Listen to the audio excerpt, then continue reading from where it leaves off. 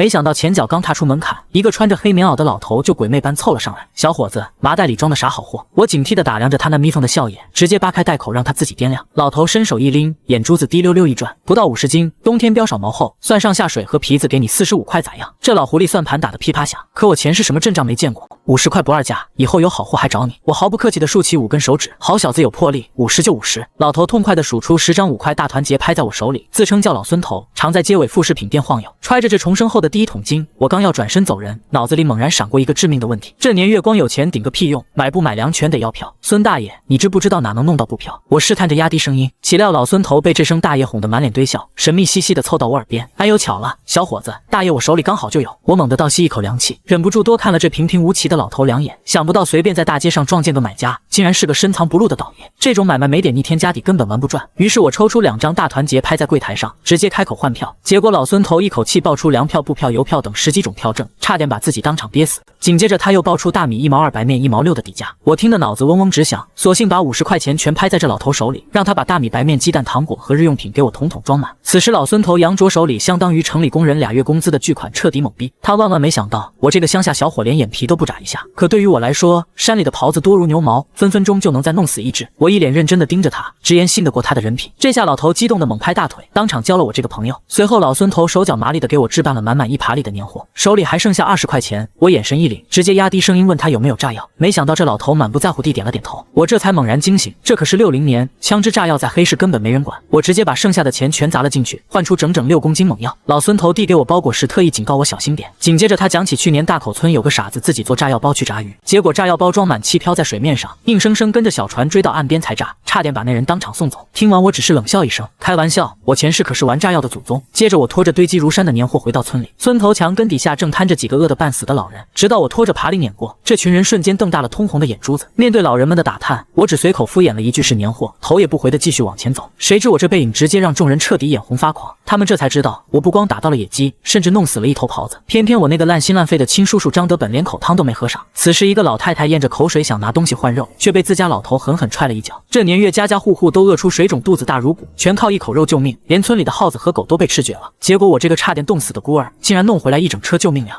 我根本不在乎这帮人恨不得吃人的目光，顶着热汗把爬犁拽进院子。下一秒张月像只小鸟一样直扑出来，看着满车物资兴奋的大喊大叫。紧接着他捧起一个蜡纸包，里面装的竟然是我买的半斤光腚糖球。小丫头小心翼翼地给姥姥和我嘴里各塞了1颗，那股浓郁的甜味瞬间在口腔里炸开。这一刻我们3个人全都停下手里的活，死死品味着这股巨大的幸福感。我看着姥姥手里刮得干干净净的狍子皮，心里一阵温热。这老太太已经在琢磨给我缝制抗寒的袍皮大衣。有了这身装备，零下20-30度我也敢在雪地里横着走。为此我暗暗发誓，必须再进山干几票大的，1头小狍子就能换回1座金山。要是弄死1头野猪或者东北虎，我绝对能在这灾荒年彻底发财。一想到大舅给的那把猎枪，我浑身的血液都开始沸腾。我草草扒拉了一口稀饭，拎着这把冷兵器直奔村外小树林。散弹根本不需要试，我直接捏出1枚能放倒老虎的独头弹塞进枪膛，伴随着一声清脆的枪管闭合声，我举起枪口死死盯住10米外一棵小腿粗的松树，砰的一声巨响，木屑疯狂乱飞，松树躯干瞬间被打出一个狰狞的豁口。紧接着我又塞进1发子弹扣动扳机，第2声巨响轰过，那棵松树应声拦腰折断。我摸着发烫的枪管咧嘴狂笑，老子依然枪法如神，虽然射程有限，但这也绝对够我在深山老林里大杀4方。随后我再次整理好夺命的装备，除了随身的利刃和猎枪，我还特意往爬犁上扔了1把开山斧。此时我脸上缠满2层黑布，死死护住口鼻，顶着满脸冰霜再次踏上这座吃人的雪山。在这要命的寒冬腊月进山，每走1步都在疯狂榨干我的体力。这趟进山路远，当天肯定回不去。好在家里有姥姥陪着张月，我当即决定干票大的再回家。踩着厚厚的积雪翻过2道山梁，我沿途熟练地下了10几个锁套，顺手还从之前的旧套子上摘了只野兔扔进筐里。可一直走到大中午，诡异的事情发生了，这林子里居然连根野鸡毛都没看见。我正纳闷狍子群是不是搬家了，突然一阵冷风夹着浓烈的血腥味直扑面门，我猛地盯向上风口的密林。紧接着我卸下爬犁，把猎枪、独头弹弓、剑、短刀全都武装到牙齿上。结果刚摸进林子几10米，眼前的景象瞬间让我头皮发麻。空地上赫然散落着一大片惨白的骨架，其中还混杂着几头被掏空内脏的狍子残尸。我暗骂一声，竟然直接闯进了狼窝。万万没想到，这些畜生只吃内脏，倒是给我留了现成的肥肉。我毫不犹豫地拔出短刀，干脆利落砍下2条最肥的狍子后腿，拖着就走。谁知刚把大长腿扔进筐里，一声凄厉的狼嚎就在不远处炸响。下一秒，10几头欧亚灰狼的嚎叫声此起彼伏，我竟然被狼群死死包围了。这阵仗瞬间让我梦回前世血肉横飞的战场。我迅速退到一棵大树旁，把长弓挂在手边，面前一字排开，插满利箭。紧接着我端起猎枪，单膝跪地，嘴里死死咬着2枚独头弹。此时7、8头体型巨大的灰狼已经逼近10米之内，为首的那头先锋狼满嘴是血，他死死盯着我。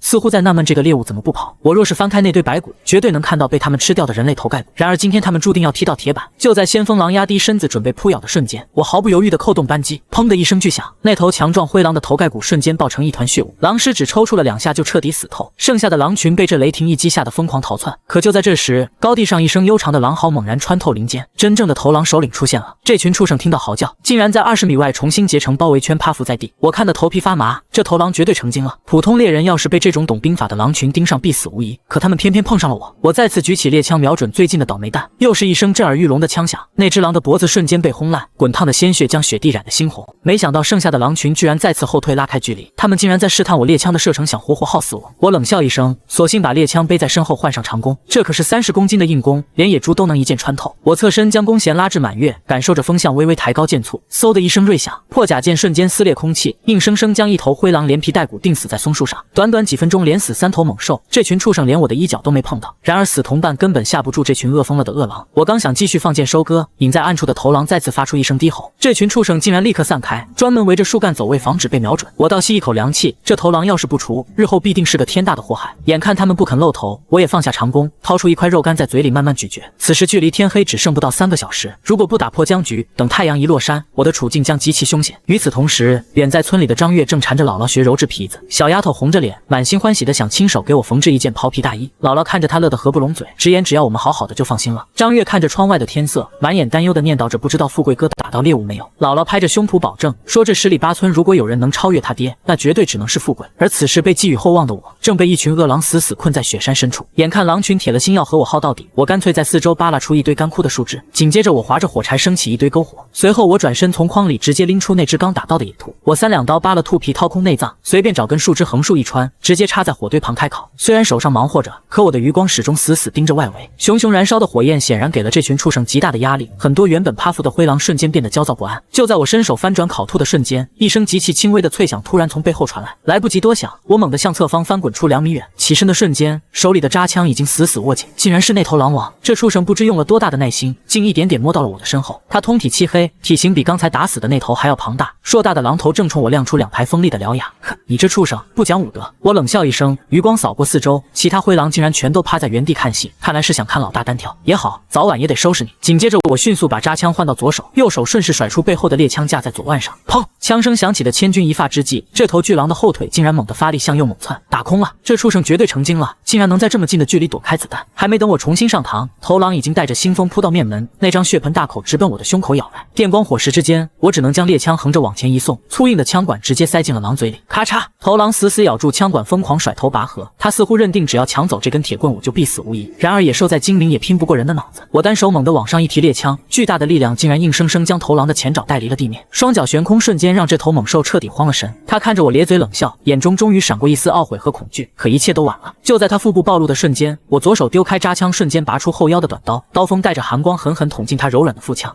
凄厉的惨叫声瞬间划破夜空，腹部被洞穿，让他瞬间脱力，软绵绵的松开了咬紧的枪管。我一把抽出血刀，紧接着反手又是一刀狠狠扎进他的胸腔，锐利的刀锋直接捅穿了他的肺叶，乌黑的血沫子顺着狼嘴狂喷而出。他死死盯着我，眼神里写满了不甘。作为族群里最强壮的公狼，他曾用一个眼神就吓得所有挑战者倒地臣服。我一把掐住他的下巴，拔出尖刀，为了防备这畜生临死反扑，我直接用膝盖死死压住他的脖颈，手起刀落，直接扎透心脏，直到他彻底变成一具死尸，我这才长舒一口气站起身，捡起猎枪检查一番，护目上只有几个牙印并没有损坏，我顺手塞进一发子弹，近身肉搏反杀头狼。这要是说出去根本没人会信。眼看老大暴毙，剩下的狼群结果竟然头也不回的悄悄退入森林，他们急着回去争夺新王的位置，我这个人类反倒不重要了。干掉心腹大患，我用鸡血搓去手上的狼血，直接撕下一块烤熟的兔肉大块赌赢。看着地上整整4具总计将近200公斤的狼尸，我心里狂喜，这可是能换一杆极品步枪的大买卖，大丰收啊！回家。可我显然高兴的太早了，来时拉着空爬犁自然轻松，现在拖着200公斤的重物简直步履维艰。还没走出2里地，天色就彻底黑透了，不能再走了，今晚必须在山里对付一宿。我心里猛地一沉，气温正在断崖式下跌，今晚绝对要逼近-30度，搞不好会被活活冻死。我果断在避风的山坳里找了片白桦林，掏出开山斧3下5除2砍倒几棵细树，迅速搭起一个人字形的窝棚骨架。随后我疯狂刨出雪层下的枯树叶，厚厚地铺在棚顶，最后再盖上一层厚雪，只留出一个仅供爬行的小门。就在窝棚成型的瞬间，冰冷的雪花从夜空中飘落，这是我穿越到这个年代后的第一场雪。紧接着我在棚外用石头垒起一个避风火塘，顺手切下一大块狍子腿肉插在火旁慢烤。此时的原始山林安静的犹如鬼域，我啃着滋滋冒油的烤肉，还不忘捏了一撮碎盐体味。其实东北夜里的猛兽都要睡觉，最大的危险反而是能让人快速失温致死的极寒。好在凭借前世的野外生存经验，这对我来说根本不是难事。吃饱喝足后，我给火堆添了2根粗柴，又用树枝夹出7、8块烤得滚烫的石头，整齐地排在窝棚边缘充当暖气。接着我钻进铺满枯叶的庇护所，一把将装满狼尸的爬犁拉过来，死死堵住小门。冰冷的狼尸加上填满缝隙的积雪，瞬间变成了最完美的挡风板。我用棉被将自己裹成一个茧，猎枪和短刀就放在最顺手的地方。在这温暖的树叶堆里，我闭上眼睛，很快陷入了沉睡。可是没过多久，我又被拉回了前世血肉横飞的战场。梦里的我正端着狙击枪瞄准300米外的敌军头目。就在我要扣动扳机的千钧一发之际，那个长满络腮胡的军官竟然猛地抬起头，死死盯住了我。他双眼瞪得溜圆，冲着我露出一个极其诡异的惨笑，咕咕咕咕，极其刺耳的怪笑声瞬间穿透300米的距离，砸进我的耳朵。我惊出一身冷汗，死命扣动扳机却根本无法击发，连换2发子弹竟然全是哑火。咕咕咕咕，那诡异的笑声越来越响，对方仿佛在疯狂嘲笑我。我猛然睁开双眼，一把抓起身边的猎枪，呼，原来是梦。指甲传来的滚烫触感提醒我，这只是睡觉时碰到了加热的石头。我长出一口浊气，刚想躺下继续睡，结果下一秒，那让人毛骨悚然的怪笑声竟然穿透窝棚，真真切切地响了起来。咕咕咕咕，卧槽！我猛地端起猎枪，一节枪管直接捅开特意流出的血块射击孔。我死死盯着外面，透过篝火的残光，只能看到漆黑一片的树林。咕咕咕咕，诡异的叫声再次响起，这次我终于听清了，这根本不是人笑，而是一只长尾灵鸮。这玩意儿就是俗称的猫头鹰，叫声活脱脱就是人在冷笑，听得人头皮发麻。搞清楚是这鸟玩意儿在作祟，我紧绷的神经这才彻底放松下来。毕竟外面伸手不见五指，猫头鹰只会高高站在树梢上，猎枪的散弹根本打不到树冠上的野鸟。于是我给火堆压上几根湿透的粗木，靠着慢火熬干水分慢慢燃烧。这招不仅能延长燃烧时间，更足以让我撑到天大亮。这一夜我在山里睡得有惊无险，可家里的张月和胡香兰却彻夜难眠。眼看天彻底黑透，张月急得眼泪直打转，甚至披上衣服就要去找生产队长。关键时刻还是姥姥胡香兰一把拦住他：“小月，你先别急，富贵他绝对不会有事。姥姥，你根本不知道，之前他进山就差点活活冻死。”张月急得直跺脚，然而胡香兰苍老的脸上却满是笃定：“今时不同往日，你好好想想，这次富贵进山的准备有多缜密。他不仅带足衣服、帽子和弓箭猎枪，甚至连火柴、糖球都备得齐齐整整。这份心思比他爹当年只强不弱。”紧接着老太太一把揉乱张月的头发：“山边缘绝对打不到大货，富贵肯定是走远摸大鱼，而且大雪封山，半夜去找人根本不现实。相信姥姥，明天晌午之前，富贵不仅会回来，更是会满载而归。”与此同时的大山深处，清晨的天色刚刚擦亮，我钻出窝棚，一宿暴雪竟然让地面生生拔高半尺。担心家里人着急，我用余火烤热干粮，匆匆对付几口，便用雪死死盖灭火堆。接着我把所有装备紧紧绑在爬犁上，身上只留长枪短刀，套上纤绳就往山下走。大雪封路简直步步是坑，我深一脚浅一脚的足足熬到太阳升起，这才终于看到村口袅袅升起的炊烟。一想到家里一老一小还在翘首以盼，我脚下的步子猛然加快，恨不得瞬间闪现到张月面前，看看那小丫头惊喜的眼神。想到这里，我这张老脸竟然莫名发烫。前世我作为顶尖雇佣兵，直到27岁被无人机炸死，连个女人的手都没牵过，这说出去属实不符合兵王的身份。此时的村口，张月早就冻得像个冰棍一样，死死盯着进山的路。这年头敢进山的全村就剩我一个，出人命更是家常便饭。张月心里如同架在火上烤，就在她快要绝望之际，她猛然间看见了我拖着爬犁的挺拔身影。富贵哥，这丫头就像只归巢的家雀一样，死死扑进我的怀里。哪怕周围全是晒太阳的村民，她也丝毫不避嫌，大有向全村宣布她早晚是我媳妇的架势。我的老天爷，这是狼啊！紧接着几个看热闹的村民呼啦一下围上来，死死盯着爬犁上的猛兽，足足4头，全是成年大狼，这还有俩狍子腿。人群中倒吸冷气的声音此起彼伏，这满满一车的猎物，换一整个冬天的细粮绝对绰绰有余。我顺手揉了揉张月的脑袋，让她推着爬犁赶紧回家。我这肚子早就饿得贴后背，结果全村人竟然像看西洋景一样，死死跟在我们屁股后面，一直挤进我家的院子。终于有人憋不住问我到底是怎么打的，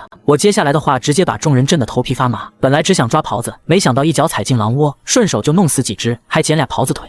院子里瞬间响起一片极其整齐的抽泣声。看着众人满脸不可思议的表情，我干脆把装逼贯彻到底。2只是枪崩的，1只是弓箭穿的，最大那个头狼是我用刀生生捅死的。这番话配上我满身的黑血，震得全场村民双腿发软。正当有人眼红想用高粱米换我的狼下水时，一道极其刺耳的声音突然响起：“队长，他惹了狼群，以后这帮畜生要是下山报复咱们村咋办？”开口的正是张胜利。这孙子虽然是原主的亲戚，但在我眼里就是个妥妥的找死反派。我冷冷地瞥着这个狗改不了吃屎的东西，心里已经盘算着找机会把他彻底做掉。就在这时，闻讯赶来的生产队长赵开山猛地爆出一句粗口：“你少扯犊子！以前狼下山偷鸡叼羊，那是报复谁呢？”赵开山死死盯着最大的那头狼尸，一眼就看出这绝对是白刃战的战果。他看我的眼神瞬间大变，直接把我拉进里屋，姥姥也紧紧跟了进来。富贵，你这狼，对上出粮食换半只，食堂已经大半年没见过油星。赵开山开门见山，我直接顺水推舟，不仅答应换肉，更是承诺晚上单独送他一条狍子腿。这下赵开山彻底眉开眼笑，富贵，你是有大本事的，回头我做主直接让你当大队的护林员，1个月工资8块，打到猎物上交算工分，不仅配发枪支弹药，以后更没人敢说你半句闲话。万万没想到还有这等好事，我一口答应下来。我心里门清，想在这个时代靠打猎发家，披上官方的皮才是王道。再次回到院子，赵开山狠狠瞪着张胜利放出狠话，下午全体去食堂吃顿狼肉，谁要是敢借机找事，别怪我赵开山翻脸不认人。有队长这句话托底，我张富贵在这个村子算是彻底站稳脚跟。等眼红的村民慢慢散去，我终于吃上姥姥亲手做的一大盆大肉白菜疙瘩汤。热汤下肚，我只觉得浑身36000个毛孔都透着舒坦。姥姥，待会我去镇上把剩下的狼卖钱，顺便买点紧缺物资，以后家里的钱全都归你管。我一边狂扒疙瘩汤，一边把事情安排妥当。胡香兰看着我的眼神里满是化不开的慈爱，她本来早就做好跟我一起吃糠咽菜的准备，谁知我不仅脑子大好，更是次次满载而归。老太太甚至在心里泛起嘀咕，这哪里是她照顾外孙，分明是我这个活阎王在挑起整个家。从此以后，她唯一的任务就是替我看护好张月这个准媳妇，谁要是敢打我们家小月的主意，我这把老骨头绝对跟她玩命。胡香兰满脸笑意地盯着我俩，接着竟然爆出一句猛料，姥姥就盼着多活几年，好帮你们俩把孩子带大。这下张月连脖子根都红透，扭头就往屋里跑。我嘿嘿一笑，扬起脖子将盆底的疙瘩汤喝得干干净净。家里还有只兔子，下午干脆烤着吃，那味道简直绝美。然而张月却心疼得直摇头，连声嘀咕烤肉缩水太败家。我直接霸气拍板，咱们家以后绝对不缺肉，怎么解馋就怎么来。张月听完笑得像个纯真天使，手起刀落就帮我把狼皮扒个精光。他不仅手脚麻利，更是砸下4颗锋利狼牙，用红头绳拴紧递到我手里。这就算是咱们俩的定情信物。我故意露出大灰狼般的坏笑，呸！张月羞得满脸通红，抓起一团带血的狼肠子就朝我脸上甩来，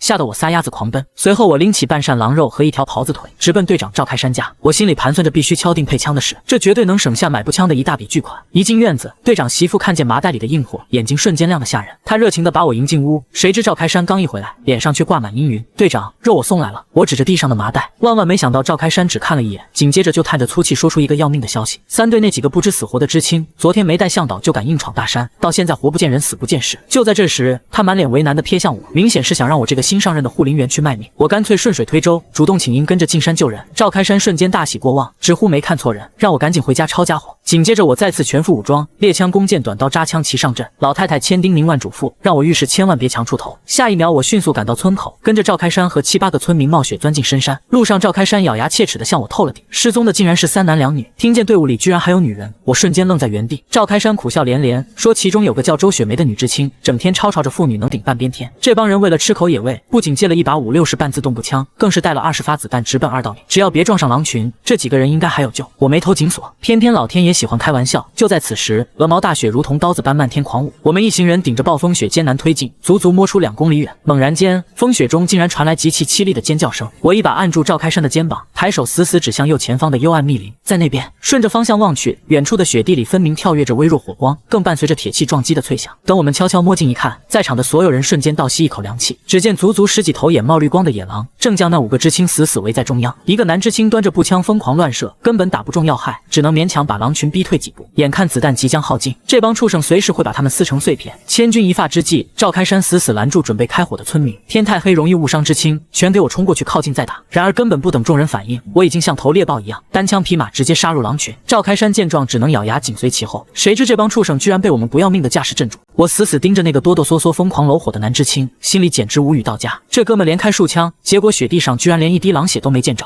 紧接着，我跟赵开山迅速转身端枪瞄准，6条枪对10几头狼，这局简直稳赢。为了省子弹，我刻意没急着扣扳机，砰砰砰几声枪响轰鸣。万万没想到，我身后的几位大爷居然也是人体描边大师，10几发子弹全打了水漂。眼看狼群快要适应枪声，再耗下去必定弹尽粮绝。叹了口粗气，我干脆把箭筒猛地插进雪地，反手抽出长弓一把拉满。身后的眼镜女孩瞬间满脸猎奇，雪梅你快看，那人竟然在用冷兵器。周雪梅却满脸不屑地冷笑一声，枪都打不死的畜生，他拿破弓能顶什么用？怕是连根狼毛都蹭不到。可他话音未落，弓弦骤然炸响，下一秒，一头狂奔的野狼直接被死死钉在地上。这支利箭射穿狼脖子后，竟然硬生生扎进冻土半尺多深，滚烫的鲜血瞬间狂喷而出，整头狼抽搐着再也爬不起来。全场瞬间鸦雀无声，所有人都瞪大双眼，像看怪物一样死死盯着我。我面无表情的张弓搭箭，一记连珠箭再度爆射而出，扑哧一声闷响，又是一头野狼被死死定住。转眼间10几几头狼就被我清空一小半。眼看胳膊泛酸，我顺势将长弓套在头上，右手猛地抄起猎枪，伴随着一声震耳欲聋的轰鸣，毒头弹恐怖的动能直接将一头野狼轰飞数米。我熟练地抠出弹壳塞进兜里，反手压进一发新弹，紧接着又是一枪，当场把狼的头盖骨彻底掀飞，红白之物瞬间溅射一地。周雪梅和旁边的女孩吓得捂住嘴疯狂干呕。此时狼群已经死伤过半，剩下的畜生终于哀嚎着夹着尾巴落荒而逃。我扭头冷冷瞥了那两个女知青一眼，胸前那串带血的狼牙项链恰好露在外面。周雪梅瞬间看呆了眼，她似乎这才发现我这件破羊皮袄根本掩盖不住满身的肌肉线条，眼神里居然多出几分异样神采。可我压根懒得多看她一眼，直接转过头去。富贵，你小子真是好样的！赵开山激动地猛拍我的肩膀，那个开枪的男知青陈志国更是满脸崇拜。队长，我这子弹回头能报销不？我故意开口打趣。赵开山大手一挥，直呼还要给我请功。随后众人赶紧生火取暖，这帮知青才心有余悸地说出迷路招狼的倒霉经历，感谢咱们农民兄弟的仗义出手。陈志国握着赵开山的手，语气里却透着股高高在上的优越感。赵开山嘴角直抽搐，讪讪地抽回手坐下。谁知我们还没缓过劲来，这几个知青竟然旁若无人地分起赃来。志国，这回咱们可发大财了，这么多狼肉绝对够吃一整个冬天。陈志国更是大言不惭地计划着要把剩下的狼拖去县里换细粮。周雪梅听得连连吞口水，直接催促陈志国赶紧弄点肉烤着解馋。陈志国大手一挥，旁边那个叫宋元的知青立刻掏出刀子走向狼尸。我抱着枪靠在树干上假寐，听着这帮人的奇葩发言，心里简直冷笑连连。这群巨婴竟然理所当然地把我的战利品当成了他们的盘中餐，完全没把我们这群救命恩人放在眼里。眼看宋元正要把刀尖扎进狼腿，我猛地睁开双眼，慢着！我冷冷地盯着他反问：这狼是你的吗？谁知周雪梅旁边那个尖嘴猴腮的麻子脸女孩竟然跳脚大骂：怎么就不是我们的？我们跟狼群拼死拼活半天，你想跑来捡现成的？我直接被气笑了。哦，那你倒是说说，哪只狼是你杀的？你挑出来带走。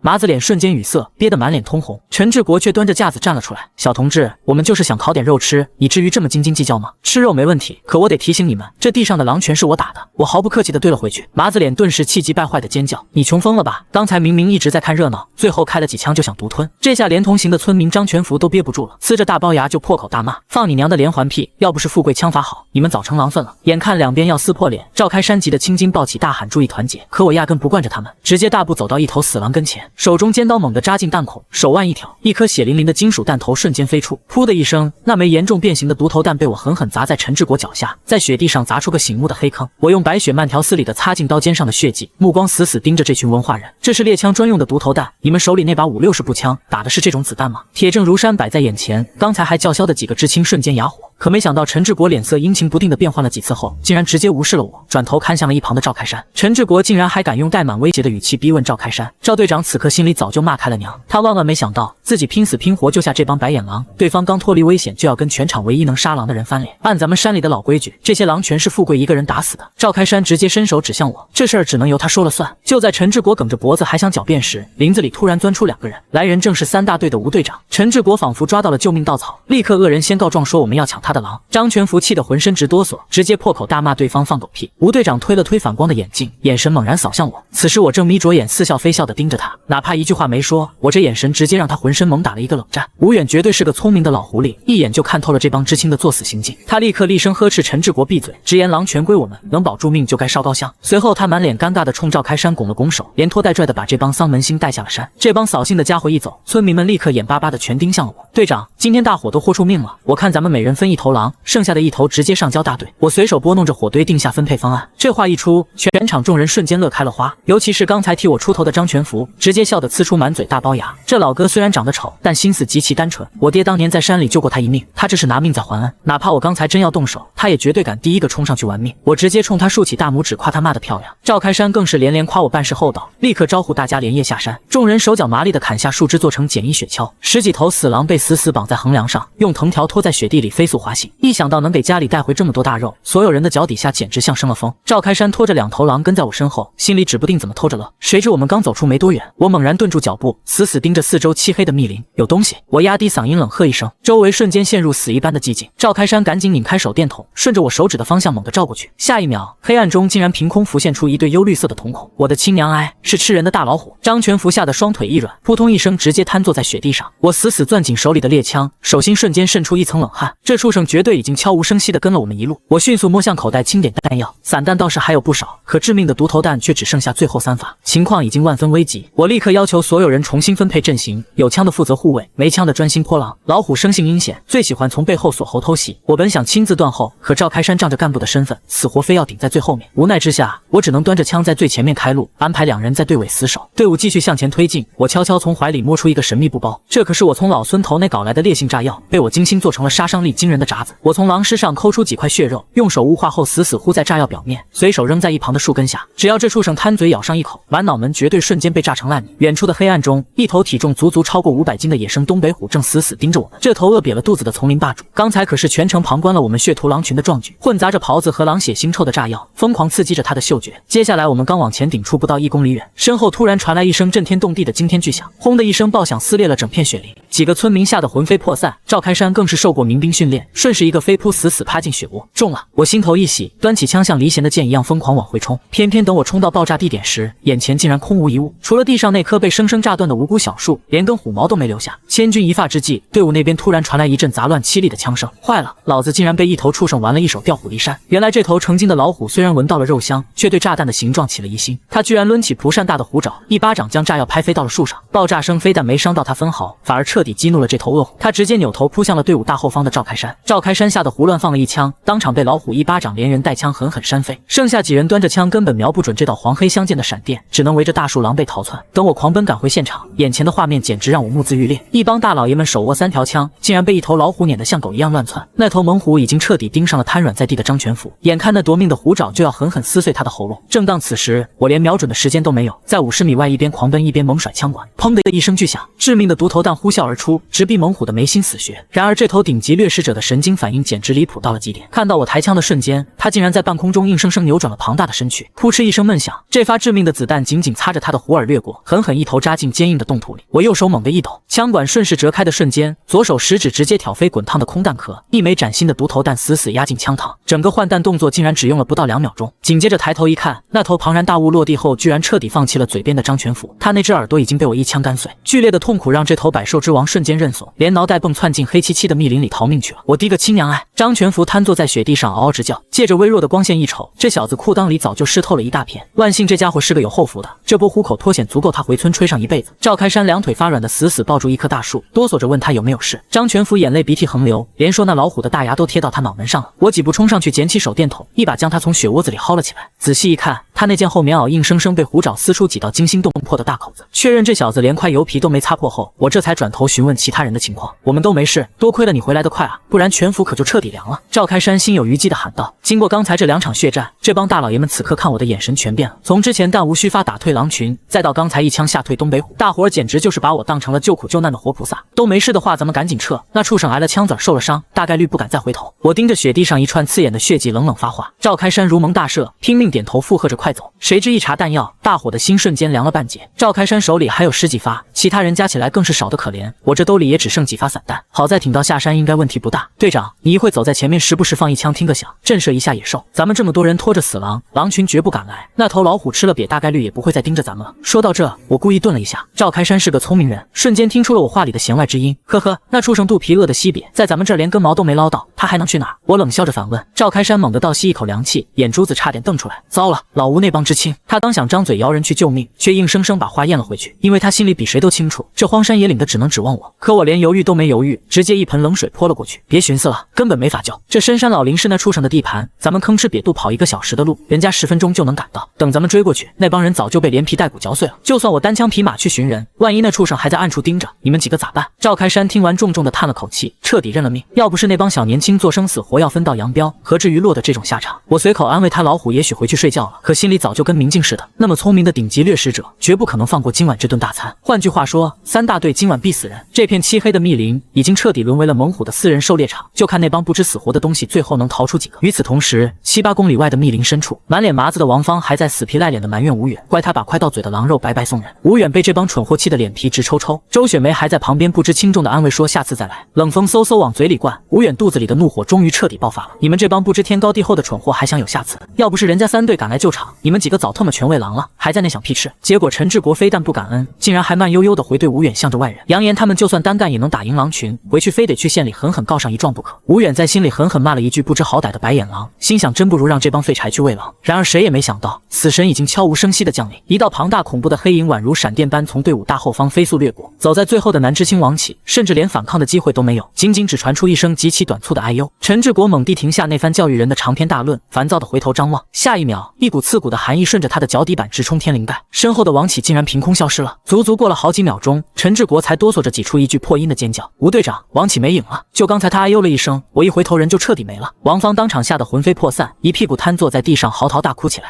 吴远只觉得头皮一阵发麻，能拥有这等惊悚速度把人瞬间叼走的，整座大山里只有那头吃人的大老虎。他端起50-60步枪，哗啦一声拉动枪栓，冲着夜空毫不犹豫的猛扣扳机，砰的一声爆响。此时吴远内心充满了绝望，他唯一能祈祷的就是赵开山他们还没走远，否则今天这帮人全都得完犊子。老虎这个害人的称呼一出来，所有知青瞬间吓破了胆。狼群顶多算是难缠的野狗，青壮年拿根棒子单挑都不虚，可老虎却是货真价实的丛林王者，叼着200斤的壮汉跑起来连速度都不带减的。周雪梅彻底失去理智，满脸惊恐的尖叫着求吴远去救人。吴远咬着后槽牙怒吼着根本来不及了，那畜生下嘴极其致命，叼走的瞬间绝对直接咬断王启的喉咙，就凭他们手里的5-6式，打不中要害就等于是给老虎挠痒痒。快跑！现在只能指望这头畜生吃一个人就吃撑了。几个人彻底疯了般在深山里仓皇逃窜，过膝的厚重积雪成了最致命的阻碍，每迈出一步都要耗尽全身力气。知青们的体能早就逼近了极限，本就饿得前胸贴后背，还要在这冰天雪地里夺命狂奔。现在只有吴远和陈志国手里有枪，唯一的手电筒光束在林间疯狂乱晃。吴远心里简直恼火到了极点，就因为这帮蠢货乱闯，今天大概率全得交代在这儿。大烟儿炮卷着冰碴子，像刀一样狠刮在每个人脸上，剧烈的奔跑让他们的肺部像塞了团烈火，仿佛随时都会彻底炸开。四周黑漆漆的树影里，随时都可能窜出那张血盆大口，沁入骨髓的恐惧感彻底碾碎了他们的理智。不知道跑了多久，王芳和周雪梅终于双眼翻白，死死靠在一棵老松树上。吴队长，歇会吧，真的一步都跑不动了。那几个知青喘得像破风箱一样。陈志国目光一阵疯狂闪烁，嚷嚷着这么跑下去非得活活累死不可。吴远喘着粗气咬牙答应只休5分钟，紧接着他招呼众人赶紧从衣服上扯布条做火把，寒风顺着撕开的破布缝隙直往骨头缝里钻。谁知这几个知青为了保命，竟然每人都扯了一条布条点上。吴远艰难地喘着粗气大骂不用那么多，他嘱咐大伙必须挤在一起跑，前后各举一个火把就行。要是那只吃人的东北虎真不怕火，举多少根都没用。随后吴远硬着头皮走在最后面殿后，让另一个熟路的村民在前面开路。一行人举着火把疯狂往前狂奔，陈志国边跑边回头嘟囔着老虎肯定不敢追来了。然而下一秒，他猛然转头的瞬间，连呼吸都彻底停滞。就在不到10米的漆黑雪地里，一双绿油油的恐怖眼睛正死死盯着他们飘。陈志国当场吓得亡魂大冒，可这孙子竟然硬生生憋住没叫出声，反而疯狂加快脚步死命往最前面挤。此时走在最后的吴远还以为彻底安全了，一抬头偏偏发现刚刚还在身边的陈志国竟然窜到了队伍最前面，一股极其强烈的不安瞬间笼罩他的全身。就在这时，他突然感觉后脖梗的衣服被一股极其恐怖的力量猛地薅住，整个人根本来不及做出任何反应，直接不受控制的朝后倒飞出去。吴远绝望的惨叫一声，人在半空中，他直接将手里的5-6式步枪顺着肩膀朝后方忙开了一枪，砰！震耳欲聋的枪声直接在老虎头顶炸响。这头畜生被我那一枪打碎的耳朵还在剧痛，对枪声有着本能的恐惧，他吓得猛然松开爪子跳到一旁。吴远的后背狠狠砸在冰冻的雪地上，他根本顾不上看清黑影，躺在地上抡起火把疯狂转圈，呼呼带风的火圈竟然真的把老虎逼退了好几步。这还真得感谢我先前那一枪打出的心理阴影。老虎有着天生的谨慎，权衡了一下，觉得今晚已经吃到一个人了，转身便再次消失在深山老林里，直到几分钟后都没动静。前面的村民赶紧跑回来查看情况，吴远哆嗦着说刚才是老虎扯了他一把。两人举枪四顾，确定老虎没影了，这才连滚带爬的站起身。紧接着吴远直接冲到陈志国跟前，破口大骂：陈志国，你特么刚才绝对是看见老虎了，这孙子看见老虎不吱声自己跑，摆明了是拿别人当替死鬼垫背。结果陈志国满脸茫然的摊开双手，我也没看见啊。吴远双眼通红的怒吼，那你刚跟我说完话就跑前面去了，你当我是傻子啊？陈志国依旧死鸭子嘴硬，吴队长，这话从何说起啊？我是真没看见，我眼神不好他们全都知道。旁边的周雪梅赶忙凑上来帮腔，吴队长你肯定是想多了，志国绝对不是那种人。吴远听完只觉得心头彻底凉透了，这帮货纯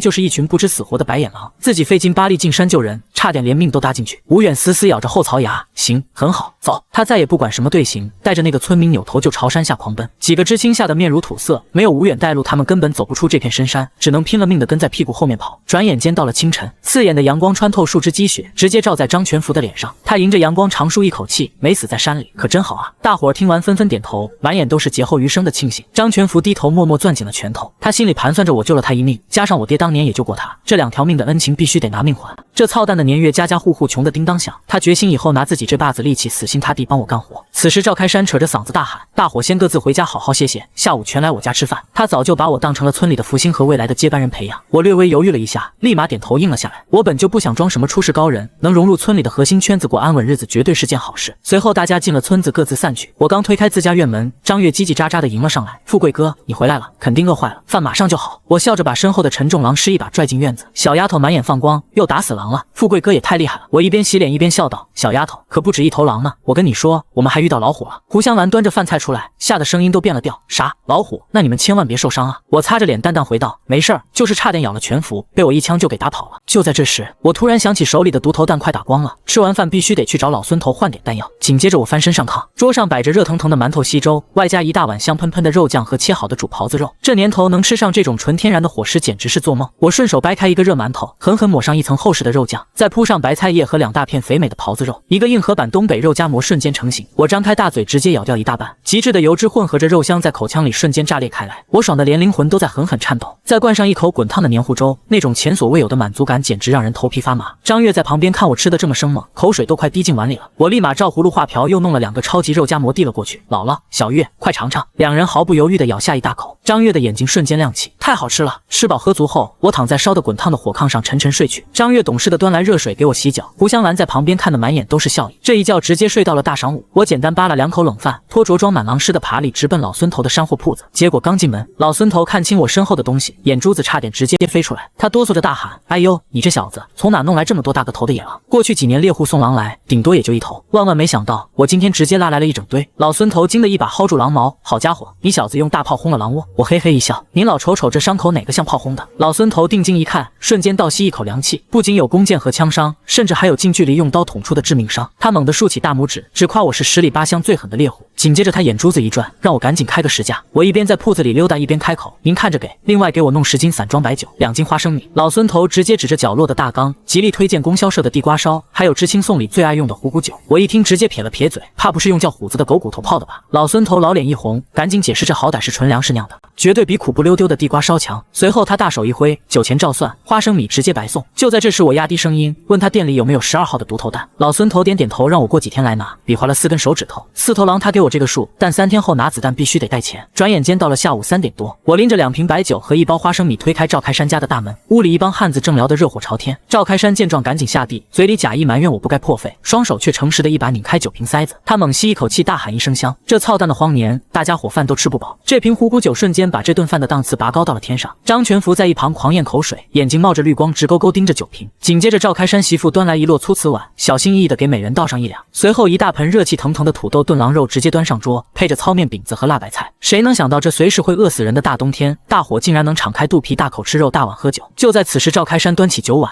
死死盯着我：“富贵啊，咱们这趟进山，大家伙的命全是你给硬生生拽回来的。”张全福连连点头，激动地嚷嚷着差点喂了老虎，全靠我这救命大恩。我笑着跟大伙碰碗，自个儿村里的弟兄用不着分那么清。碰碗时一个个豪气干云，喝的时候却心疼的只敢用嘴唇抿。下一秒，赵开山大吼一声放开吃，自己却故作矜持地加了粒花生米。岂料其他人根本不客气，筷子抡出残饮疯狂抢肉。我看着这帮狼吞虎咽的糙汉子，直接咧开嘴笑出声。这一刻我才真真切切地融入这个世界，他们不再是冷冰冰的看客，而是一群有血有肉有口吃的就给你卖命的东北山民。相比于我们这边的其乐融融，另一边的陈志国却彻底红透了眼。他带着知青上山打野鸡，结果把王启的命搭进去，这事儿根本没法交差。万万没想到，这孙子趁着吴远去汇报工作，竟然偷偷溜进知青办，直接跪在刘主任面前泼脏水。他一把鼻涕一把泪的疯狂哭诉：“刘主任，2队不仅抢了我们的猎物，吴队长更是丧心病狂，不让休息，连夜赶路，硬生生把王启害得喂了老虎啊！”刘主任听完猛地一拍桌子站起身，简直无法无天。你放心，组织上绝对查个水落石出给你们交代。紧接着刘主任安排陈志国先去公社小食堂填饱肚子，自己立刻派人进山找尸首。这下陈志国心里算是彻底踏实，他跑到食堂，面对满满一盆豆腐炖粉条，宛如恶鬼投胎般，几分钟就暴风吸入个精光。与此同时，在公社大院苦等半天的吴远终于见到公社书记，他根本不敢有半点隐瞒，把前因后果乃至赵开山等人救命的事实原原本本全盘托出。他心里早已做好最坏的打算，大不了这生产队长直接不干，甚至他还盘算着明天去2队找赵开山通个气，顺便当面道声谢。然而正当此时，吴远猛然回想起刚才在大院里瞥见陈志国鬼鬼祟祟的身影，瞬间一股寒意直冲天灵盖。他立刻猜到那孙子绝对是去知青办倒打一耙，想想把黑锅死死扣在他吴远和二大队的头上。幸亏他没有任何犹豫，直接找书记。这年头不怕做错事，就怕有人在背后疯狂搬弄是非，谁先掌握话语权，谁就能死死扼住对方的咽喉。那群知青本来就因为二队没分狼肉而怀恨在心，哪还管什么救命之恩？不过有一点，吴远敢拿命打包票，天塌下来，陈志国这头白眼狼也绝对会把自己摘得干干净净。转眼画面切回赵开山家，酒足饭饱后，赵开山拍着胸脯向我保证：“富贵，你这护林员的手续顶多再等几天，在咱们大队绝对没人敢嚼半句舌根子。”紧接着他又凑近压低声音：“步枪的事儿，回头我找公社亲自给你挑把好枪。”我笑着点头道谢，心里门清他已经彻底把我当成过命的兄弟。随后村民们纷纷酒足饭饱离席回家，可我却故意磨蹭到最后没有动弹，因为我必须单独留下来跟赵开山交个实底。队长，咱们村附近哪里有大袍子？谁能想到我这随口一问，竟牵扯出一笔泼天的富贵。赵开山2碗地瓜烧下肚，满脸通红的指向西边，出了村往深山里走上10公里，就有一个结了半米厚冰的大湖。我一听瞬间来劲，脑子里猛然回想起白天老孙头交代的底细，这老头果然手眼通天，他不仅把生意做得明目张胆，手里更是捏着县国营饭店和钢铁厂这2个超级大客户。不仅我之前打的狼肉全被饭店高价收走，眼下钢铁厂领导还在疯狂寻找年货。万万没想到，老孙头直接向我交了底，只要有好东西随便弄，价格绝对好商量。因此我才把主意打到了冰下捞鱼上。赵开山听完我的盘算，二话不说让我明天去大队库房拿渔网和冰汆子。紧接着他面色一沉，特意叮嘱那边去年刚淹死过人，必须得防着深山里的猛兽。随后他转身扒开柜子缝隙，直接掏出一把530步骑枪和一个旧子弹袋递到我手里。看你小子是个玩枪的好手，这枪借你，子弹就剩9发，省着点造。我伸手接过枪，修长的枪身上挂着斑驳的绿背带，这可是大名鼎鼎的放血利器。枪身右侧那把3棱军刺，一捅一个死。前世作为顶尖射手，只要有这把有效射程500米的大杀器在手，我的战斗力瞬间飙升。有了这把枪，我心里彻底有了底。第二天一大早，我拿上工具，直接推开张全福家的院门。他媳妇正亮着狼皮，一瞅见我，那热情劲儿简直恨不得把我供起来。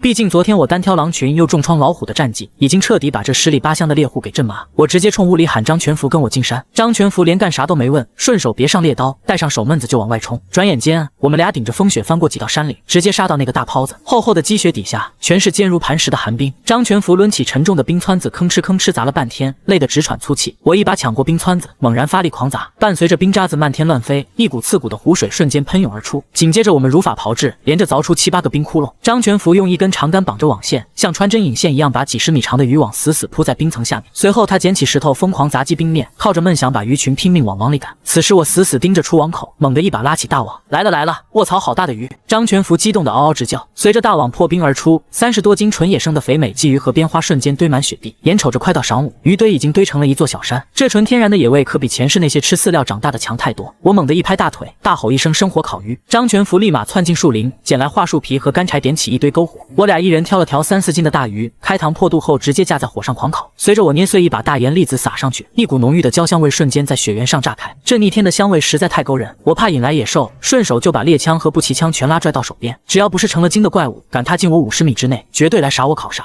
正当此时，身后突然传来一阵诡异的啾啾声，我浑身汗毛倒竖，猛地弹起转身，手里的枪口瞬间锁死身后的目标。张全福吓得连口水都顾不上擦，端着枪像个无头苍蝇一样原地乱转。低头看，这呢，我无奈的冷哼一声。他战战兢兢地低下头，结果当场吓得双膝一软，扑通跪在雪地里。只见一只通体雪白、毫无杂色的狐狸正坐在2米外悠闲地舔着爪子。哎呀妈呀，大白天的狐仙显灵了！张全福吓得枪都扔了，双手合十疯狂磕头嘟囔。我端着枪冷笑一声，就这屁大点的小东西，我一只手就能捏死他。狐仙怎么着，找我讨风来了？我冲他挑了挑眉，结果这小家伙竟然完全不怕我这满身杀气，反而吸了吸鼻子，死死盯着火堆上的烤鱼。万万没想到，这玩意儿是特么来讨饭的。我乐得不行，顺手捡起一条生鲫鱼砸过去。岂料白狐低头闻了闻，一脸嫌弃的用爪子扒拉开，继续眼巴巴盯着烤熟的鱼。嘿，你个狐狸还嫌生鱼拔凉是吧？我大笑一声，直接撕下一块喷香油亮的熟鱼肉扔了过去。小狐狸立刻如获至宝，大口大口的撕咬起来，吃2口还抬起头，冲我露出一副极其通人性的小表情。行了，走吧你，最大的鱼都给你了。我无奈的又挑出一条鱼收拾干净架在火上烤。张全福瞪圆了眼珠子，看看白狐又看看我。富贵，你咋不知道害怕呢？这可是狐仙啊！狐仙咋了？我连烤鱼都给他了，要是来头狼早被我一枪崩了。我冷笑着反驳，作为一个重生者，我对这世界的态度很纯粹。既然这小东西看着有灵性，我也就没打算弄死吃肉。张全福看着我和白狐谈笑风生，心里直发毛，紧接着就闻到一股焦味，他猛然惊醒，赶紧给自己的烤鱼翻面，强忍着滚烫揪下一块鱼肉塞进嘴里。熟了熟了，好吃。富贵你吃这个，少扯犊子，吃你的得了。我顺手从爬犁上掏出一瓶白酒，拔出塞子直接递了过去。张全福也不客气，举起瓶子猛灌一大口，大呼舒坦。要是放半个月前，他打死都不敢想自己能天天过上喝酒吃肉的日子。紧接着，这老实人又开始怕前怕后，生怕享了不该享的福。可是眼下死里逃生，又跟狐狸一起吃烤鱼，他的世界观已经彻底被我干碎。我刚接过酒瓶喝了一口，就发现那只小狐狸正死死盯着酒瓶舔嘴唇。咋地？这玩意儿你也要？我晃了晃瓶身，白狐立刻发出急切的啾啾声。行，喝多了可没人送你回窝。说罢，我掏出猎刀，在冰块上戳出个小窝，倒了一点白酒送过去。小狐狸试探性的嗅了嗅，瞬间被浓烈的酒香激得精神一振。下一秒，它慢慢伸出舌头舔了一口，哈！小狐狸当场被辣得疯狂哈气。我看着它那滑稽的样貌，放声大笑。谁知这小东西竟然狠狠瞪了我一眼，再次低头啪嗒啪嗒猛舔起来。眨眼间，那点白酒就被它舔得一干二净。卧槽，还真喝了，晕不晕？我低头打量着它，小狐狸没搭理我，低着头继续啃鱼。偏偏没过多久，它的动作就开始变得迟缓，那颗雪白的脑袋微微摇晃，明亮的眼睛彻底迷离。紧接着，它从站着吃变成了趴着吃，眼看就要醉死过去，小狐狸竟然摇摇晃晃地爬上我的爬里，一头扎进被子里彻底趴卧。张全福脑袋摇得像拨浪鼓，直呼这狐狸是讹上我了。我满不在乎地摆摆手，吃饱喝足后继续下网。大半天的时间，我们竟然硬生生弄出满满3麻袋的野生大鱼。装好爬犁后，我看着还在呼呼大睡的小狐狸，这荒郊野岭的，它醉成这副德行，要是碰上豺狼虎豹，必死无疑。今天算你有缘，我带你回家，以后想走随时走。我拍了拍它的脑袋，小狐狸睡得死沉，毫无反应。于是我拉着爬犁满载而归。与此同时，在我的家里，张月正红着耳根，把我交给他的那包钞票死死塞进柜底。再过2年，他就满18岁，到时候我们就能正式成亲。然而这丫头最近却心烦得要命。自从我打猎解决了家里的粮荒，村里不少眼皮子浅的人就死死盯上了我家，特别是前院的老李婆。这老太婆是个半职业媒婆，最近天天跑来找我姥姥闲扯，话里话外全是打探我能赚多少粮食，甚至还盘算着邻村哪个姑娘适合给我当媳妇。张月气得牙痒痒。今天这老李婆又死皮赖脸地坐在屋里，直到我拖着爬犁进了村。我和张全福先去了赵开山家，直接扔下整整1麻袋鱼。老赵乐得心花怒放，这下他这个年绝对能过得流油。随后我们又到了张全福家，我做事要卸下第2麻袋，张全福死死按住麻袋不撒手。富贵，我留几条小的就行，这些你全拿回去。扯什么蛋，咱俩一起弄的，一人1袋正好。我单手攥住他的腰带，猛地往后一扯，张全福被我轻描淡写的拽到一边，看着我把麻袋立在地上，眼眶瞬间通红。少废话，嫂子赶紧收拾2条给孩子炖汤，你看这孩子瘦的。我冲着全福媳妇扬了扬下巴，全福媳妇看了看自家男人，见他只剩下傻笑，立刻欢天喜地的让闺女去拿剪刀杀鱼。我摆摆手转身就走。张全福立刻卸下破损的渔网，打算今晚清理修补。我们早商量好了，趁这几天多捞几次，留够口粮，剩下的全拿去换钱。此时白狐早就睡醒了，他一直窝在我的被子里，全福一家都没发现。我拖着爬犁刚踏进自家院子，白狐瞬间跳下地，在院子里欢快的打转。富贵哥，张月原本撅着的小嘴瞬间喜笑颜开，姥姥和老李婆也跟着迎了出来。老李婆哪见过我打猎满载而归的阵仗，对于天天喝高粱粥的她来说，这冲脑门的鱼腥味简直要了她的老命。她死死盯着爬犁咽了咽口水，主动凑上来套近乎。富贵回来了啊，这是弄了啥好东西？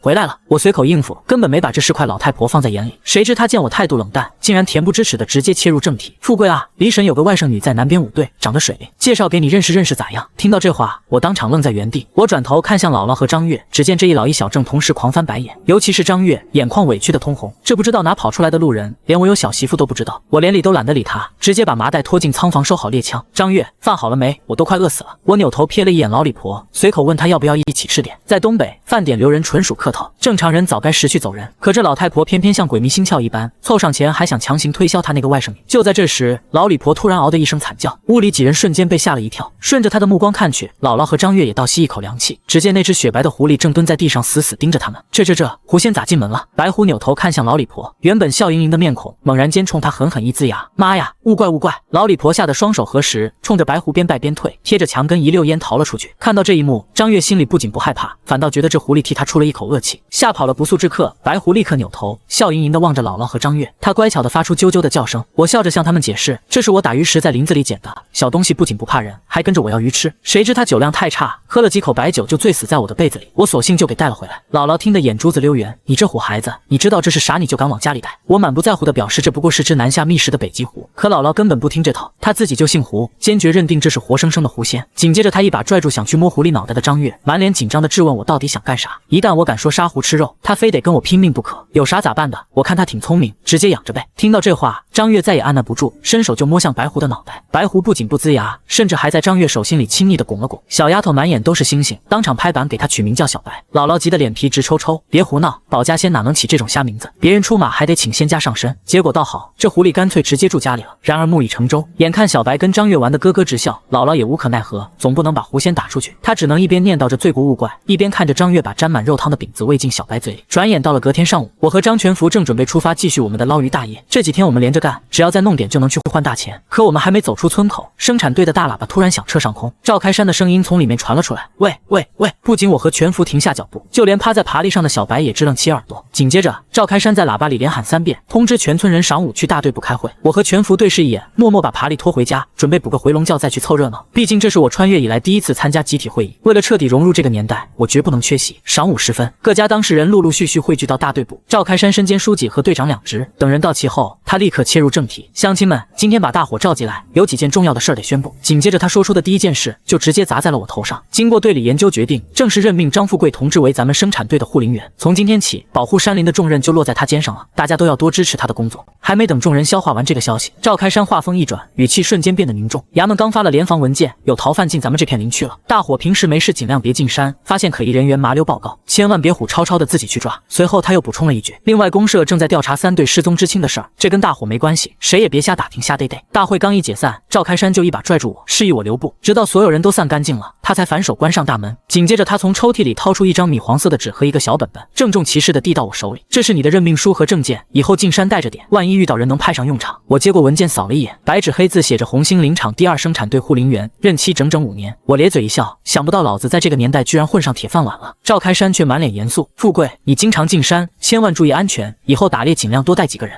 随后他转身打开柜子，扯出一个深绿色的帆布卷，里面赫然躺着一把560半自动步枪。我眼前一亮，这玩意儿可是好东西，10发装的弹夹火力绝对够猛。赵开山又递来一个牛皮子弹袋，嘱咐我省着点用。交代完武器，他叹了口气：“咱就3队知青的事，本来公社是要给表彰的，偏偏那天他们跟咱们分开后，有人直接被老虎叼走了。民兵搜了2天，连个人影都没找到。这种节骨眼上给你发奖，让知青那边知道影响不好。”看着他满脸歉意，我毫不在意的摆摆手：“没事，能理解。”紧接着我压低声音，死死盯着赵开山的眼睛：“不过队长，你最好留点神。我看那几个知青可绝非善类。”正式的任命一经公布，我立刻成了全村话题的中心。这年头家家户户都勒着裤腰带过日子，偏偏我不仅能进山吃肉，还混上了每月8块钱的护林员铁饭碗。不仅如此，张月甚至换上了一身崭新的花棉袄。这巨大反差让二叔家的刘桂香极度的眼珠子通红，看着村里壮劳力还在苦哈哈的挣工分，他满心都是扭曲的酸水。于是他指着二叔张德本的鼻子破口大骂：“让你找县里李主任办儿子的事，你特么天天往后拖。”面对媳妇的撒泼，张德本佝偻在炕沿上没好气的顶嘴：“求人办事不得拿点像样东西，你让我空手去。”紧接着他猛吸一口烟袋锅子：“要不是之前你撺掇我扣下我哥的抚恤粮，我能把富贵得罪的那么死？”听到这话，刘桂香更是气急败坏，她狠狠戳着张德本的脑门，逼着他拉下老脸来我家讨要渔获。谁知张德本直接扭过屁股装死。上次被我赶出家门的狠劲，他到现在想起来还心里直突突。窝囊废，你不去我去！刘桂香飞起一脚踹在张德本的迎面骨上，伴随着一声惨叫，他毫不犹豫地直奔我家院门。此时我正带着张月在院子里倒腾这2天的战利品，至于那把新发的步枪和子弹，早被我妥善收在炕柜后面。这几天运气爆棚，7、8斤重的大鱼装满好几个麻袋，除了留着自家吃和换钱的，我还专门把几岁的小杂鱼单独装了一兜，那是特意给小白拌苞米面准备的口粮。就在这时，院门被人一把推开。哎呀，富贵，这么多鱼啊！我回头扫了一眼，在记忆里搜刮半天才勉强对上号，原来是那个没啥交集，甚至还扣过我口粮的二婶。我强忍着不耐烦，随口敷衍一句。张月干脆连理都不理，手脚麻利的把好鱼往后藏。刘桂香被我不冷不热的态度噎住，但眼馋的贪欲瞬间战胜尴尬，她舔着老脸，硬是凑上来想讨要2条鱼尝鲜。看着她那副死皮赖脸的德行，我脑子里突然闪过一个念头：既然非要占便宜，那干脆就打发点破烂。我随手拎起那袋准备喂狐狸的碎鱼下水，你要是不嫌弃，这里面还有点断成半截的碎渣。刘桂香根本不听我说完，双眼放光，一把将袋子抢进怀里。哎呀，不嫌弃，谢谢富贵啊！紧接着她如同脚下生风，连句客套话都没说完就窜出院子。看着她落荒而逃的背影，我差点没忍住笑出声。一回头，却对上张月和小白幽怨的眼神。富贵哥，你咋把留给小白的碎鱼下水送人了？小白更是配合的发出委屈的啾啾声。我强忍着笑意安慰他们，明天再去打绝对管够。另一边，刘桂香一路狂奔回到家，她把那袋腥臭的碎鱼下水往张德本面前重重一蹲。瞅瞅，这是啥？张德本闻着鱼腥味，口水直流，刚想伸手解开袋口，却被刘桂香狠狠一巴掌扇开。滚一边拉去，你也配吃！随后回来的堂弟张胜利也馋得直咽口水，同样被刘桂香劈头盖脸一顿臭骂。在他的如意算盘里，这袋宝贝必须原封不动的送进城，只要拿这袋好鱼搞定钢铁厂的李主任，儿子的工人指标就稳操胜券。到那时候，全村人都得对他刘桂香高看一眼。带着这种美梦，第2天一早，张德本便背着那袋狐狸口粮雄赳赳的进城送礼。与此同时，时，我和全福再次踩着积雪来到打鱼的野泡子，小白也寸步不离地趴在爬犁上盯着我们干活。干着干着，张全福突然停下手里活计，满脸担忧地看着我：“富贵，咱们今天弄完就拉倒吧。队长说山里有逃犯，咱们总往里钻太要命。”我毫不在意地笑了笑，直言有我在就出不了事。紧接着我顺水推舟，让他干完这票就别跟着进山。全福一听急眼，以为我在怪他胆小。我冷笑一声，眼底闪过一丝寒芒：“没挑你理，只是我想收拾那几个逃犯，带着你不方便。”这句话犹如一道晴天霹雳，吓得张全福差点坐倒在冰面。啥玩意？你要收拾逃犯？大白天的寂静山林，硬是让他生出一身白毛汗。就在全福还想开口劝阻的千钧一发之际，一直趴在旁边的白狐突然直挺挺地立起身子，紧接着一直趴在旁边的白狐突然直挺挺地立起上半身，他那双极具灵性的眼睛死死盯着南边的密林。我瞬间嗅到一丝极其危险的气息，没有任何犹豫，我立刻放下手里拉到一半的渔网，招呼全福撤退。全福满脸懵逼，压根不知道发生了什么。紧接着他猛然瞪大双眼，只见我一边假装悠闲地喝水，另一只手竟然在爬犁边悄悄给步枪上了膛。这种近乎临战的压迫感吓得全福大气都不敢喘，他哆嗦着蹭到我身边，连心跳声都听得一清二楚。我一边抚摸小白的软毛，一边用只有2人能听见的声音下达指令：拿起猎枪，南边林子有人。全福声音发颤，吓得直哆嗦。我随口安抚他，可能只是同样来捞鱼的村民，可我心里简直比冰面还要透亮。正经捞鱼的绝不可能鬼鬼祟祟躲在林子里不露头。更要命的是，此时我们在空旷无垠的冰面中央，敌暗我明，位置劣势到了极点。一旦对方手里有硬家伙，我们绝无生还的可能。此时唯一的掩护，只有爬犁上那2袋冻得梆硬的麻袋鱼。我敢笃定，树林里藏着的绝对是带枪的硬茬。之前民兵队长赵开山就单独给我交过底。隔壁省窜过来2个穷凶极恶的持枪悍匪王芳和王丽，这对兄弟在医院持枪盗窃被撞破后直接杀人灭口，甚至一路狂奔，连杀7、8个人才逃进这深山老林。当时队长意味深长地劝我最近千万别进山，因为这种见人就杀的悍匪比山里的独狼还要凶狠100倍。万万没想到，我今天竟然直接和这俩魔头撞了个满怀。然而此时我心里非但没有恐惧，反而抑制不住地涌起一丝兴奋。区区2个半路出家的持枪毛贼，根本构不成绝对的威胁。我死死盯住全福，问他信不信得过我。全福咬着牙狠狠点头，信得过就带着猎枪拖着爬犁，慢慢往北边林子爬。我顺手推下一袋冻得梆硬的鱼块当作挡箭牌，随后我命令他一旦摸到林子边缘就立刻假装往南跑并隐蔽起来，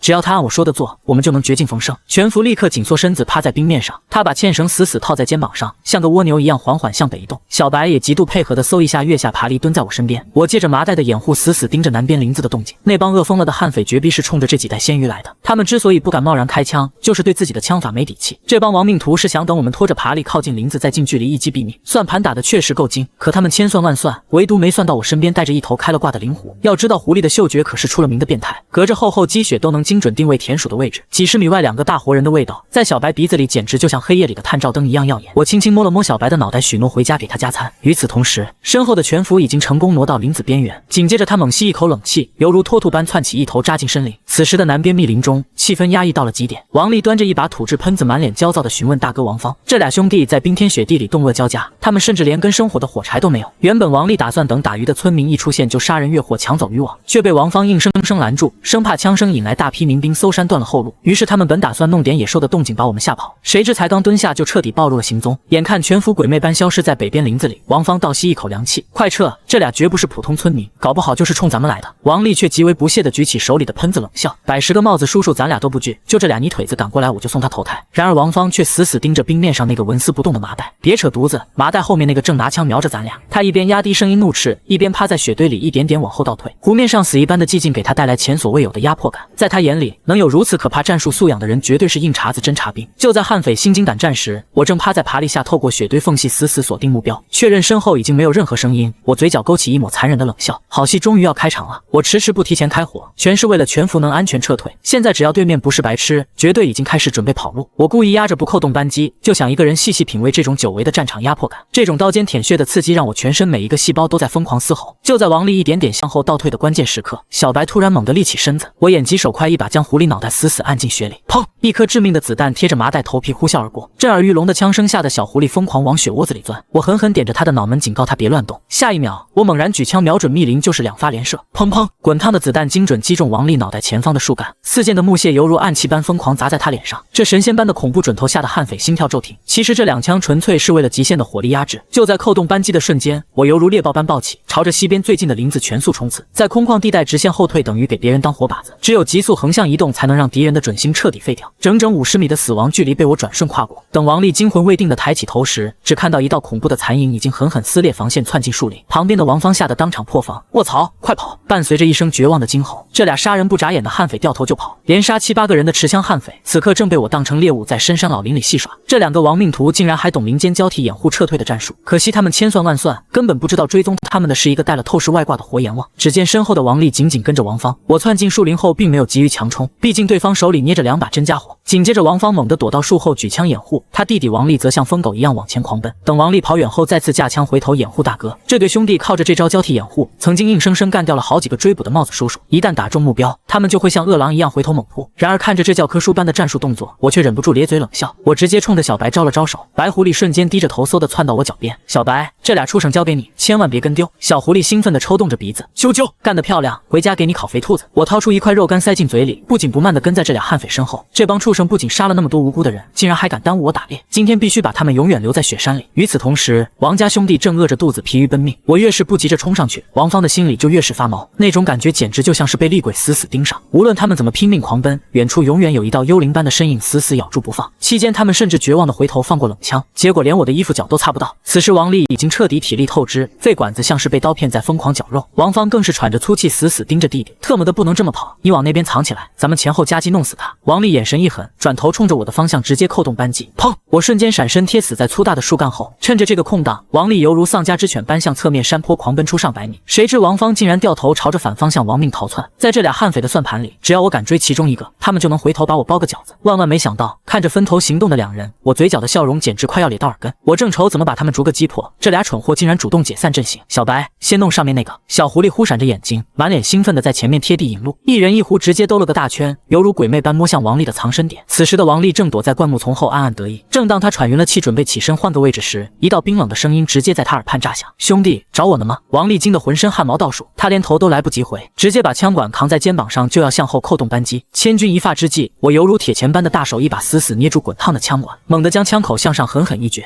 砰！震耳欲聋的枪声响彻整个雪林。远处的王芳听到二弟的喷子响，瞬间狂喜，他不仅没有逃跑，反而谨慎地绕着圈子朝山坡上迂回包抄。就在我单方面展开屠杀的同时，张全福已经连滚带爬地冲回村里，他一把拽住大队长赵开山的胳膊，急得直吐白沫。队长出大事了！我和富贵捞鱼撞见了悍匪。赵开山瞬间惊出一身冷汗，死死抓着全福的肩膀疯狂摇晃。那富贵人呢？全福哭喊着说富贵让他先跑，自己还猫在麻袋后面不敢露头。卧槽！赵开山急得眼珠子通红，瞬间脑补出我命悬一线的绝境。他发疯般冲进大队部，拉开广播喇叭，不到10分钟，全村20多个带枪的民兵直接红着眼集结完毕。同志们，富贵正被悍匪围困，遇到罪犯直接击毙。大部队在全福的带领下，犹如拼命三郎般朝着冰湖发速狂奔。全村人都以为我此刻正躲在麻袋后面瑟瑟发抖，岂料此时的山林里剧情已经彻底失控。王芳正满怀期待地摸到半山腰，结果眼前的画面吓得他当场灵魂出窍。只见他那杀人不眨眼的二弟，此刻正像一滩烂泥般瘫坐在树下，一把锋利的军刺插在王丽的胸口上，口鼻中正不停地向外吐着血沫。时间倒回1分钟前，我死死攥住王丽的枪管后，右手直接死死捂住她的嘴巴，左手反握军刺，犹如闪电般扎穿她的胸腔，紧接着右拳化作铁锤，一记狂暴的重击狠狠砸进她的右侧软肋，爆肝！王丽疼得眼珠子爆凸，绝望地盯着我这双毫无波澜的眼睛。她做梦都想不到，了结自己性命的竟然是个如此年轻的猎户。我极其轻柔地从她手里抽走那把土喷子，王丽只能在喉咙里发出漏风般的呜咽，眼前的世界迅速被黑暗吞噬。直到王芳拍打她的肩膀，她才勉强撑开眼皮，想要发出警告，可惜她连一个音节都没发出来，便脑袋一歪，彻底咽气。王丽，王芳看着惨死的弟弟，发出一声绝望的嘶吼。就在这时，一道死亡的审判声在他头顶轰然炸响，砰！滚烫的子弹瞬间贯穿王芳的胸膛，他不受控制地向前扑倒，艰难地扭过身子，大口呕着鲜血。视线的最后，只看到我犹如一尊杀神般举着枪，冷冷地踩在他的头顶。脚下的王芳绝望地捂着冒血的胸口，别杀我，我在山洞里藏着金子，全都给你。他像条死狗一样冲着我拼命乞求。糊涂，你死了，那金子照样是我的。话音未落，我猛地拔出军刺，紧接着反手一刀，直接贯穿王芳的脖颈，鲜血犹如高压水枪般疯狂喷涌。短短半分钟不到，这个杀人如麻的悍匪彻底断了气。名震全国的悍匪二王，今天被我彻底终结在这片雪林。随后，我在王芳尸体上蹭掉军刺的血污，熟练地捡起地上的步枪背在身上，手里倒拎着那把土喷子，紧接着摸遍两人的口袋，狠狠搜刮出一大堆子弹。万万没想到，最大的惊喜还在后面。我在王芳的后腰处，竟然摸出一把黑漆漆的真家伙，54式手枪，7.62毫米口径，25米内能干穿3毫米厚的铁板。这玩意儿藏在身上当副武器，简直是神级外挂。加上我原本的猎枪枪和半自动步枪，现在的火力配置堪比一个人形自走炮台。至于缴获的步枪和喷子，我打算直接交工换奖励。就在这时，小白冲上来，死死咬住王芳的裤腿，疯狂撕扯。这小戏精眼看危险解除，跑出来疯狂展示武力。我蹲下身子弹了弹他的脑门，直接塞过去一条肉干。行了，别演了，顺着味儿能找到这俩畜生的老窝吗？谁知小狐狸猛地抽动鼻子，扭头就往深山里狂奔。我迈开长腿，死死跟在后面。十几分钟后，一处被灌木丛死死封住的隐蔽山洞出现在眼前。要不是有小白这个活体雷达，常人根本发现不了这地方。我点燃抹了蜡的树枝，一手举着火把，一手端着喷子，摸进漆黑的山洞。越往里走，地势越发开阔。突然，小狐狸在一块巨大的石头上疯狂转圈抓挠。我心头一跳，猛地搬开巨石，下面赫然藏着一个鼓鼓囊囊的帆布包。打开一看，我忍不住倒吸一口凉气，里面竟然塞满了厚厚的钞票和粮票，甚至还有一大把黄澄澄的金戒指和金手镯。这俩亡命徒绝对是抢了个盆满钵满。略一思索，我直接用军刺在原地挖了个深坑，连包带钱全部重新埋在地下，最后用巨石死死压住。财不外露的道理我比谁都懂。做完这一切，我把洞口伪装得更加严密，美滋滋的转头朝冰湖走去。回到湖边没多久，树林里就传来震天的脚步声。赵开山带着20多个端着枪的民兵，犹如疯子般冲杀出来。他们全都以为我此时已经被悍匪打成了筛子。富贵，我坐在冰面上抬头一笑，来了，队长。赵开山端着枪，急的声音都在发抖。逃犯人呢？我轻描淡写的指了指树林深处，解决了，都在那边躺着呢。当大批人马跟着我来到搏杀现场时，全场瞬间陷入死一般的寂静，所有人全都倒吸一口凉气，看我的眼神简直像在看一个怪物。这俩都是你弄死的？赵开山指着地上的2具尸体，嗓音抖得不像话。他蹲下身子，死死盯着尸体上的致命伤，一个是胸口被3棱军刺捅穿，另一个则是被直接抹了脖子。1对2，还是在对方有枪的绝境下近距离格杀，这特么是不到20岁的猎户能干出来的事。队长，这是他俩的枪，上交了。我顺手把缴获的步枪和喷子扔给赵开山。赵开山激动的一拳砸在我肩膀上，连说这次立功受奖绝对跑不了。然而下一秒，我说出的话直接让全场人惊掉下巴。嘿嘿，队长，反正大伙都带着家伙来了，顺手一起帮忙捞点鱼吧，晚上回村大家都有肉吃。全场瞬间鸦雀无声。刚刚亲手宰了2个杀人不眨眼的全国悍匪，现在竟然还能谈笑风生，惦记着捞鱼。赵开山彻底服气了，这小子特么的该不会是杀神转世吧？